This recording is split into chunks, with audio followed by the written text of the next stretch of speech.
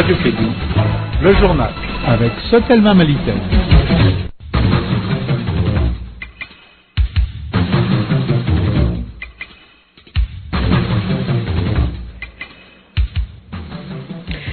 Merci de votre fidélité sur notre antenne. Bienvenue dans cette édition de 16h au sommaire. Les membres de la délégation du roi Mohamed VI et les opérateurs économiques maliens se sont rencontrés hier. Ils ont discuté et établi les nouvelles orientations économiques basées sur les préoccupations des Maliens. On en parlera plus dans ce journal. Les responsables du syndicat national de la police étaient face à la presse pour informer l'opinion nationale des conditions de vie des policiers mutés au nord, la suppression des primes sur la grille salariale et les mutations arbitraires visant seulement les syndicalistes. On parlera également du changement climatique dont on assiste depuis quelques jours. Selon les informations météorologiques, ce changement continuera jusqu'au 15 mars 2014. Le chef de service prévision météorologique nous en dira plus sur ce changement climatique. Voici pour vous les titres, les détails avec Mariam Kouyati.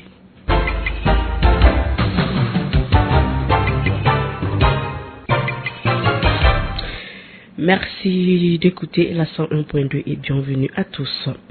Les opérateurs économiques maliens et marocains ont discuté et établi hier les nouvelles orientations économiques basées sur les préoccupations des Maliens, entre autres l'investissement, l'agriculture, l'eau, les mines et l'énergie.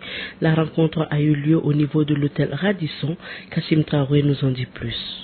Cette rencontre est le prolongement de la nouvelle dynamique impulsée aux relations bilatérales par la dernière visite du roi du Maroc au Mali, Moulay Hafid El Alami, ministre de l'Industrie, du Commerce et de l'économie numérique du Maroc. Je voudrais aussi mentionner que le Mali va relever plusieurs défis. La maîtrise de la croissance démographique, le développement économique et social, le développement des infrastructures, l'éducation et la santé, la création d'emplois et enfin la réduction de la pauvreté. Les patronats maliens et marocains signent une convention de partenariat. Mahamadou Sidibé, président du patronat malien. Je voudrais me réjouir des engagements pris par le gouvernement chérifien en faveur du renforcement de notre coopération bilatérale. Dans cette optique, je voudrais vous assurer de la disponibilité du Conseil national du patronat du Mali à œuvrer de concert avec la Confédération générale des entreprises du Maroc, tant au plan bilatéral que multilatéral. Le président des banquiers du Mali se réjouit de la présence des banques marocaines au Mali, Moussa Alassane Diallo. La contribution du secteur bancaire marocain aux banques maliennes se situe aussi au niveau des transferts des technologies et de l'innovation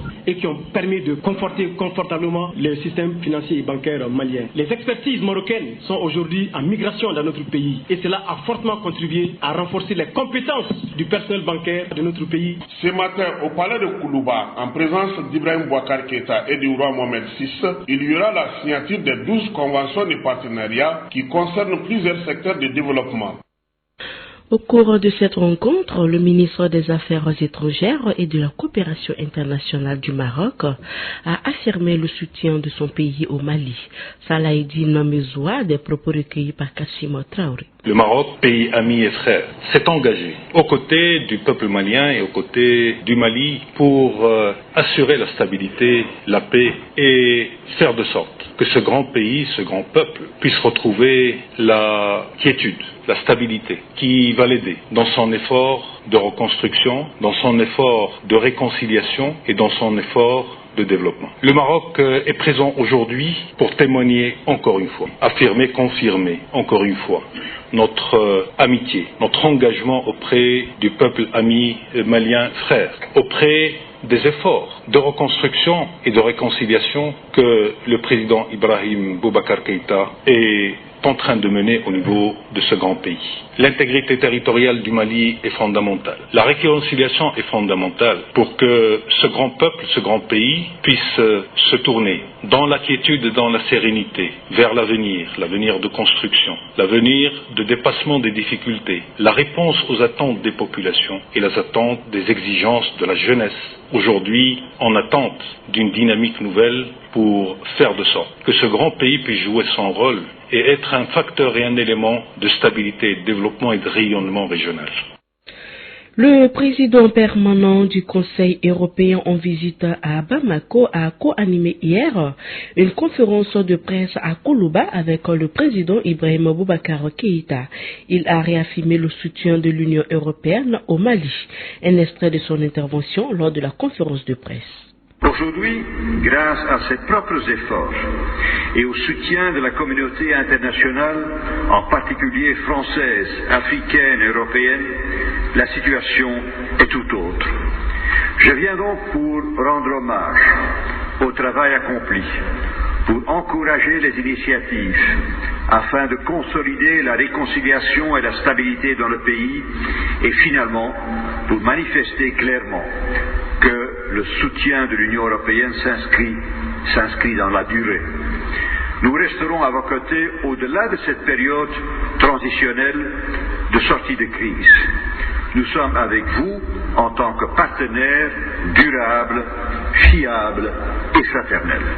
J'ai annoncé au président que l'Union européenne se tient prête à renouveler le mandat de sa mission de formation militaire qui contribue à la réforme des forces armées entreprise par le Mali.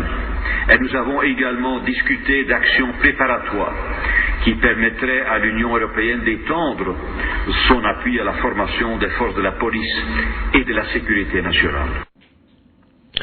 Les responsables du syndicat national de la police étaient face à la presse hier à la CSTM.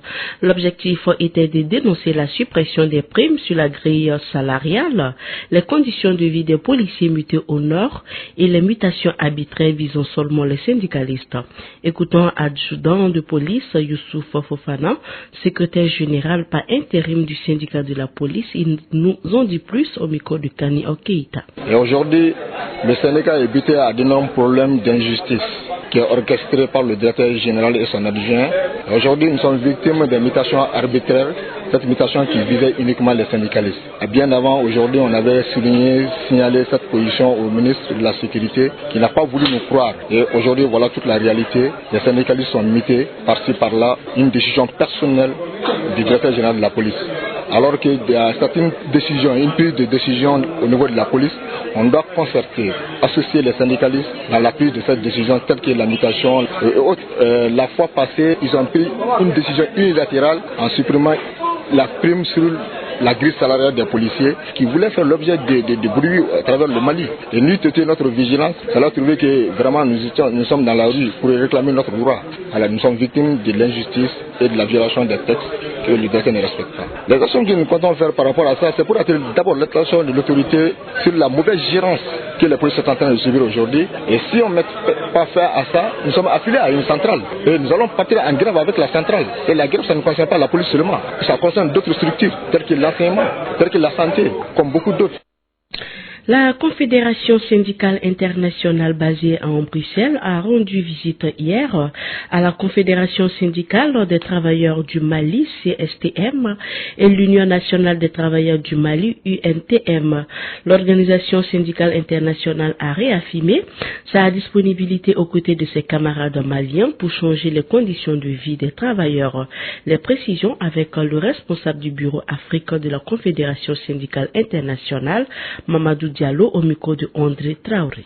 Nous sommes là d'abord dans le cadre d'une visite de solidarité pour exprimer notre solidarité et notre soutien à nos amis de la CSTM et de l'UNTM, mais aussi partager un certain nombre d'idées dans la perspective de notre prochain congrès mondial qui se tiendra au mois de mai à Berlin. Nous saluons beaucoup le courage et aussi le travail que nos camarades ont fait durant toute cette situation et cette période de crise, surtout en soutenant les travailleuses et leurs travailleurs et leurs familles, en les accompagnant dans les moments les plus difficiles, mais aussi en menant de concert avec certaines organisations de la société civile des actions allant dans le sens du retour d'une paix définitive dans le pays, gage bien sûr d'un développement économique et social. Donc nous sommes vraiment contents de cela et nous continuons à les encourager. Nous leur demandons de poursuivre ce travail. De notre côté aussi, nous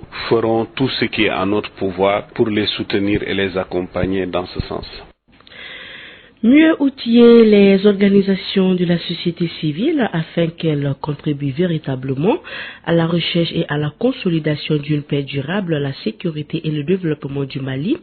C'était l'objectif d'une table ronde consultative organisée ce matin au CICB par la Coalition nationale de la société civile pour la paix et la lutte contre la prolifération des armes légères.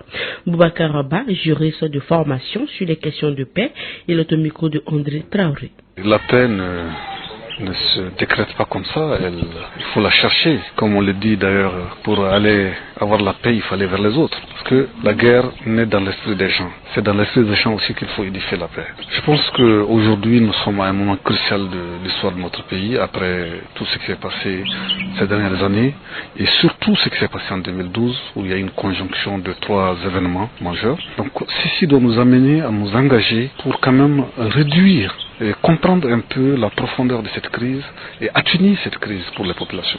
Je pense que l'atelier ou la table ronde de ce matin intègre un programme conocipal avec un partenaire suédois CIPRI pour amener la société civile malienne, en tout cas un pan de la société civile, à s'engager à partir d'hypothèses, de réflexions qu'ils ont eu à développer, d'études et de recherches, à diagnostiquer en profondeur cette crise, à dégager des stratégies à partir de la compréhension et de l'analyse des problématiques et amener cette société civile à jouer son rôle, qui est un rôle de plaidoyer, un rôle d'acteur avec des initiatives, d'accompagnateur des populations et des communautés pour vraiment qu'une paix soit retrouvée et cette fois-ci une paix durable.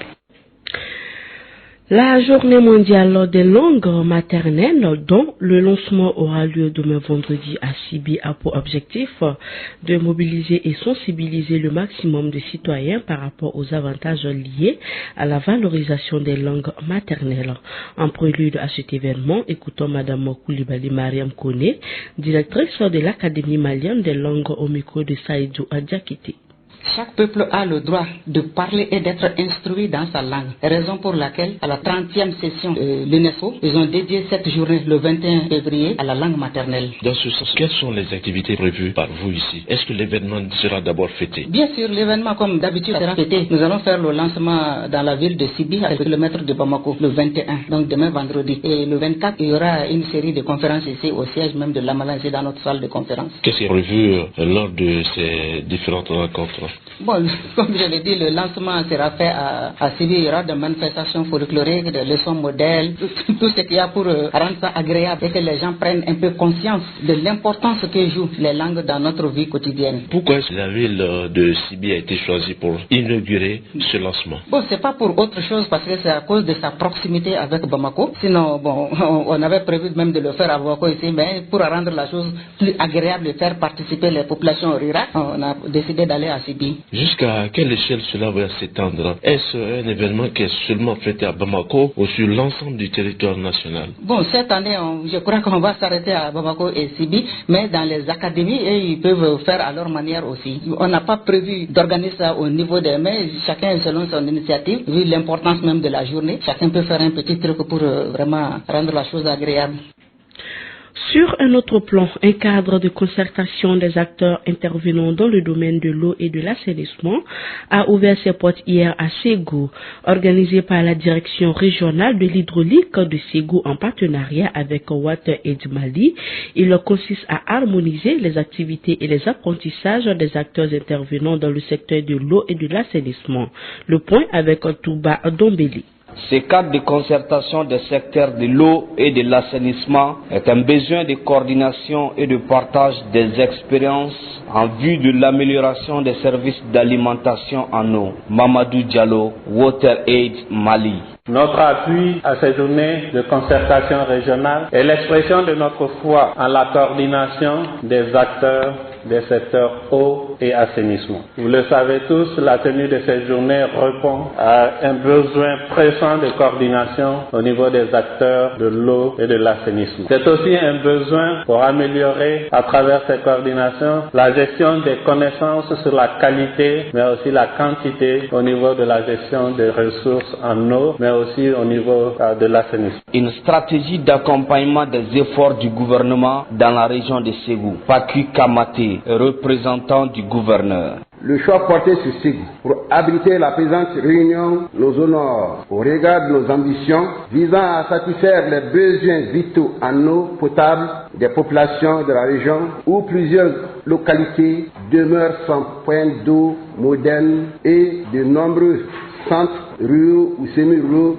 ne disposent pas d'un accès adéquat à l'eau potable. Ce cadre de concertation va aussi permettre de mettre fin à l'exploitation irrationnelle des ressources en eau. Parlons à présent du changement climatique dont nous assistons depuis quelques jours.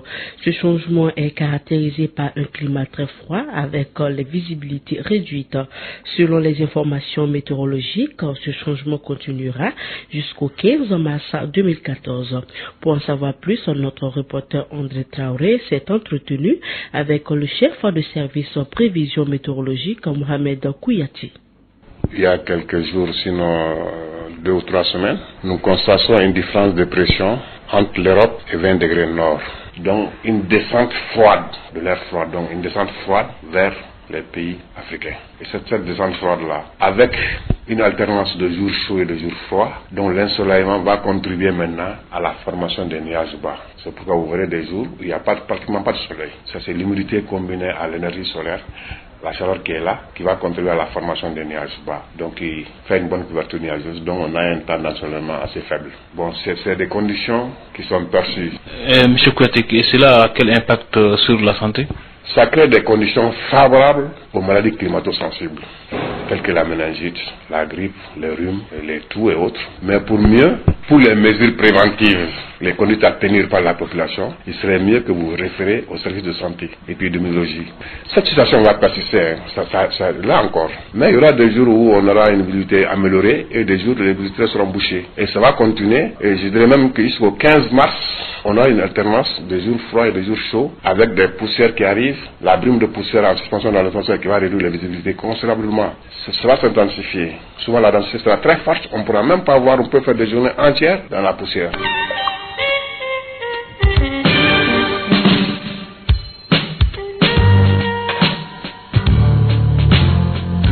Est-ce que vous saviez qu'il y a des gens qui analysent le sport? Sur Radio Clédo, il y a des journalistes qui vivent et font vivre le sport. Voilà, parlons également sport. Les matchs en retard de la 8e journée de la Ligue 1 Orange ont été disputés hier à Bamako et Ségou. À Bamako, au stade Mamadou Konaté, le stade malien de Bamako s'est imposé 3-0 face à la Somme. Et le COB et l'USFAS ont fait un match nul, 1 but partout. Un match nul également avec le même score, 1 but partout entre la S Bakaridjan et le Real au stade Amaridao de Ségou. Il est 16h passé de 17 minutes dans le studio Djeli Baba Sissoko. C'est la fin de cette édition. Merci à vous de l'avoir suivi. Mariam Kouyati était au microphone, partie technique, Ousmane Nawele Diallo. Dans un instant, votre émission Allo Clédou avec Yelimadi Konati. Bonsoir.